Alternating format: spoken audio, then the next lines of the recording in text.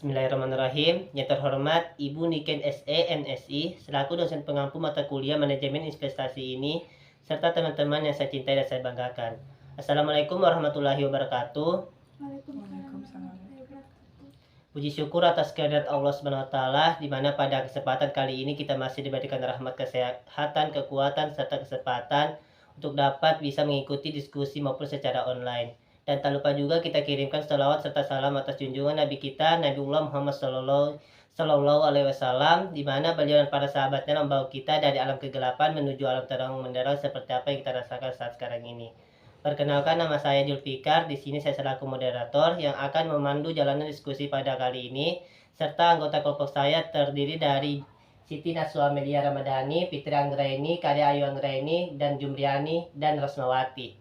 Baik, kami dari kelompok 3 akan mempresentasikan hasil makalah kami berjudul Perusahaan Asuransi, Dana Pensiun dan Dana Hibah, Perusahaan Sekuritas, Institusi Penyimpanan, dan Perusahaan Pembiayaan. Untuk mengefisienkan waktu, langsung saja kepada pemateri, saya persilahkan. Baik, yang pertama itu perusahaan asuransi. Perusahaan asuransi adalah perusahaan jasa keuangan yang menyediakan produk-produk asuransi. Di sini perusahaan asuransi berperan sebagai penanggung risiko dalam kontrak asuransi melalui mekanisme transfer risiko. Sedangkan nasabah atau tertanggung adalah insured yang ditanggung resikonya oleh perusahaan asuransi penyedia produk asuransi tersebut. Perusahaan asuransi menyediakan jaminan berupa ganti rugi finansial bila resiko yang diasuransikan terjadi. Adapun jenis perusahaan asuransi yang pertama itu perusahaan asuransi umum, perusahaan asuransi jiwa, perusahaan reasuransi, perusahaan asuransi, dan perusahaan asuransi sosial. Dana pensiun dan dana hibah. Pengertian dana pensiun adalah sekumpulan dana yang diperoleh dari iuran tetap tiap peserta ditambah penyisian penghasilan perusahaan, serta para peserta memiliki hak mendapatkan bagian keuntungan itu setelah pensiun. Fungsi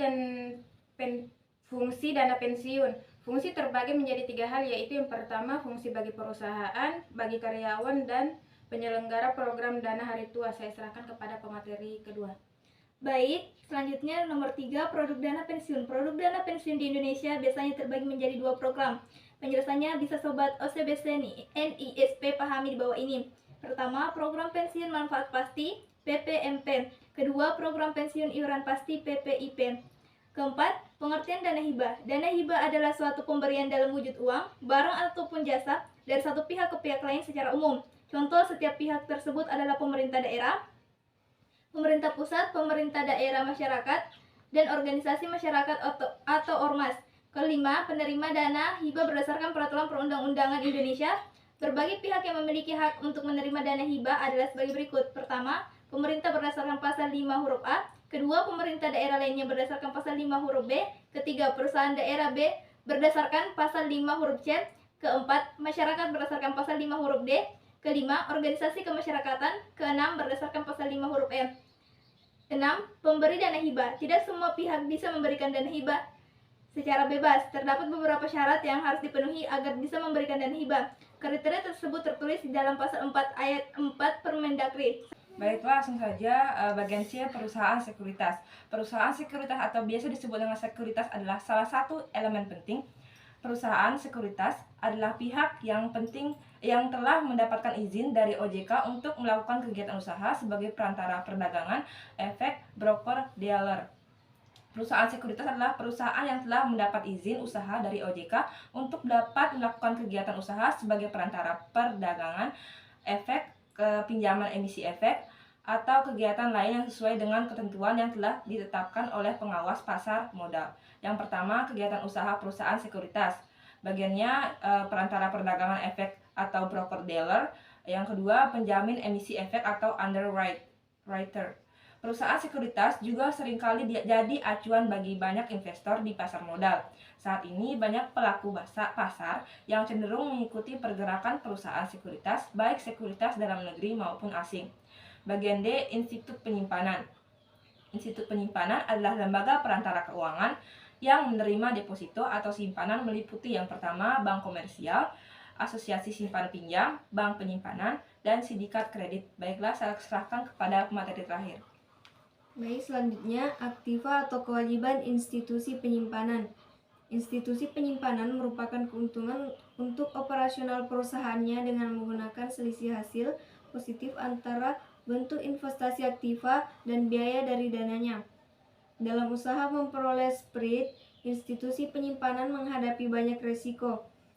Yang kedua, cara menghadapi masalah pendanaan. Cara menghadapi masalah pendanaan pada institusi penyimpanan akibat penarikan dana dari nasabah. Yang pertama, meminjam pada diskon window pada Federal Reserve Bank untuk bank dan Federal Home Loan Bank pada institusi simpan pinjam.